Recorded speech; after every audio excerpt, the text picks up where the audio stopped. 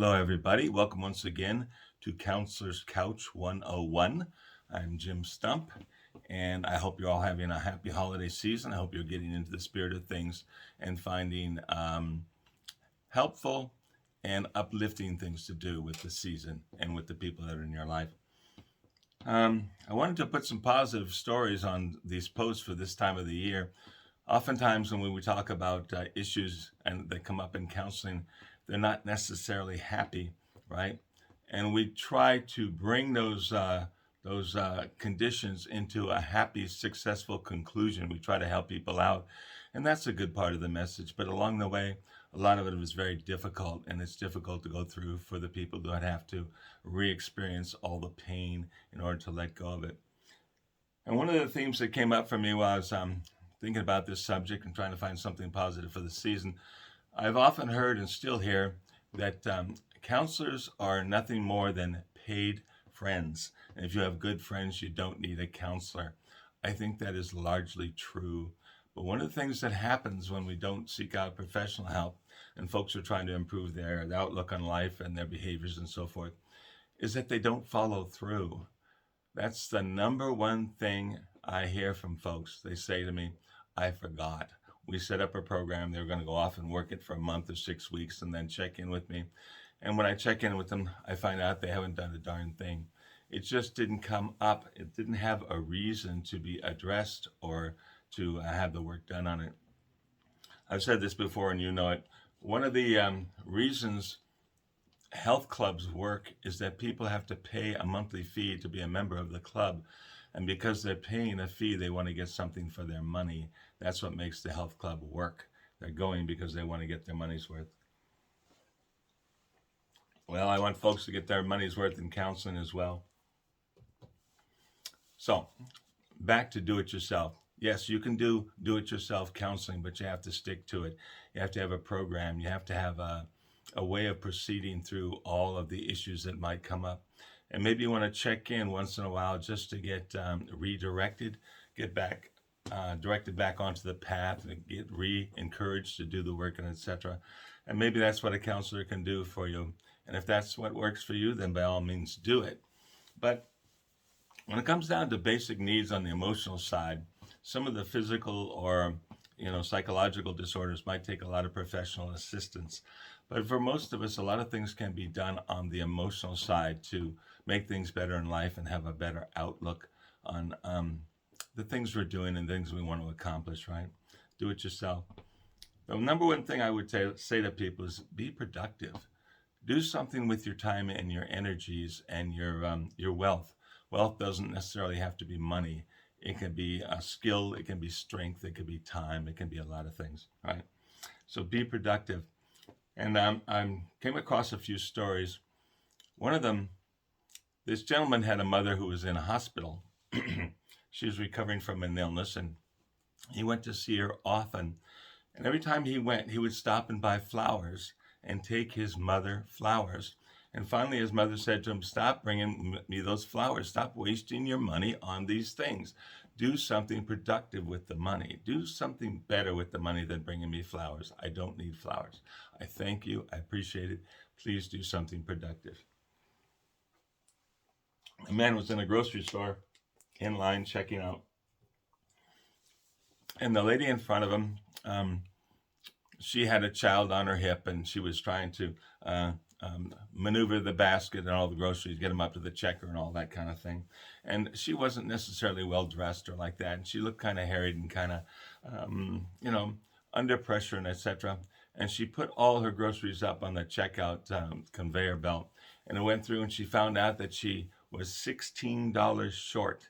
And she did not have the $16 to pay the entire grocery bill, right?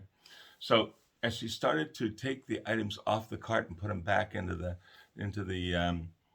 little basket there to be returned, the gentleman behind her was the guy who had taken flowers to his mother.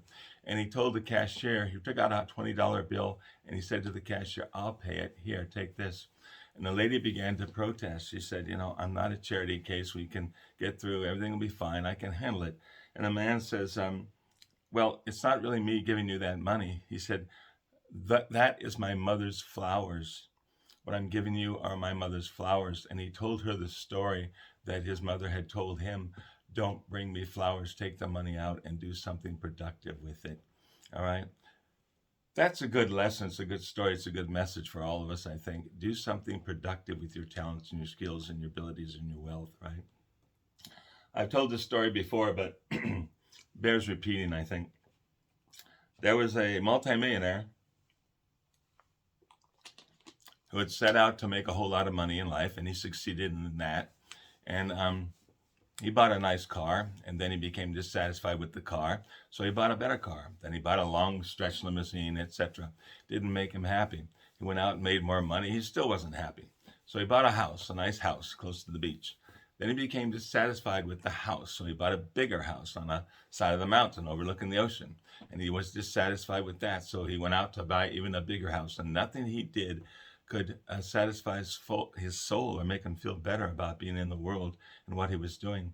He was very good at making money in business, but he wasn't happy. He wasn't satisfied. Finally, one day, a friend of his said, another millionaire apparently, he said, look, he said, I'm going over to Africa to distribute wheelchairs. You know, you've got nothing to do. What the heck? Why don't you just come along with me? It might be a new adventure, a new experience for you. So this multimillionaire said, what the heck? I've got time. And he went with his friend to Africa. And over there, the first guy, the guy who was giving out the wheelchairs, got this big truck, and he loaded up scores of wheelchairs on the back of this truck. And then he drove out to villages that could use the wheelchairs, right? And they stopped along the side of the road, and the man started pulling wheelchairs off and giving them to people who needed them. Well, our millionaire friend, who was very dissatisfied with his life, he got around the back there and he started pulling off wheelchairs. He'd pull one off and he'd hand it to somebody. Then walk back to the truck and pull off another one and hand it to somebody, and like that. And one time a boy stopped him and said, Mister, turn around, please turn around. I want to see you. And the millionaire was turned around and he said, you know, why do you want to see me? And the boy said, I want to memorize your face so I'll recognize you in heaven. That changed the millionaire's attitude about what he was doing. He wasn't there to do something different because he was bored. He was there to do something helpful and productive for other people. Changed his life. He became a person who would benefit folks who needed help. He'd do it in any way he could. He would find little things that he could do for folks and just get them started. And oftentimes he tried to do it without letting them know that it was he who had done it, right? Change his life. Do it yourself. Start being productive. Be happy. And my third story along this theme, there was another wealthy man, a billionaire, a very wealthy man, and he was looking for something to do in life. He wanted to give back something. He wanted to do something positive before his time was up. So he ended up in Mozambique, which is a country along the east coast of Africa. It's toward the bottom half, I believe. You can find it online or on a globe somewhere. Mozambique. And he went there and he discovered that a lot of the animals in Africa were disappearing because they were being hunted and their habitat was being taken away and they were dying off and they were not producing offspring as they might have to make them healthy and alive and productive, carry the lines on into the future. So in Mozambique, the president of the country told him, you know, we have a national park there, but there's not many animals in it. There's not much food or habitat for them. So the billionaire went to the national park and he looked at the situation and he said, okay, now here's something I can do. And he started to spend money to rebuild the national park, add lands to it, add the type of vegetation that could feed the wildlife, add water areas and like that, and make it a no hunting zone and protect the animals that came in there. Then the next thing he did, this billionaire, he went out and purchased animals from the African continent. He would gather them and put them into this national park in Mozambique. He's restocking the park with animals. He made sure that they had health care, they had food, they had water, they had places to be that would be safe for them.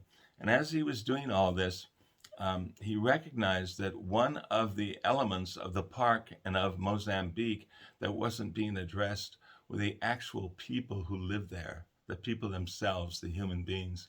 They were poor, They were uneducated. They needed all sorts of basic necessities in life. So he decided, and quite rightly so, that in addition to restocking wildlife and bringing them back into healthful groups and environments and numbers, he needed to help the people there as well. He began providing them health care, bringing them food, first of all, right? And then started building places for them to live in, provided education, and then he gave them jobs in this national wildlife refuge that he had set up. Gave them jobs and brought the economy back up, and people started to prosper.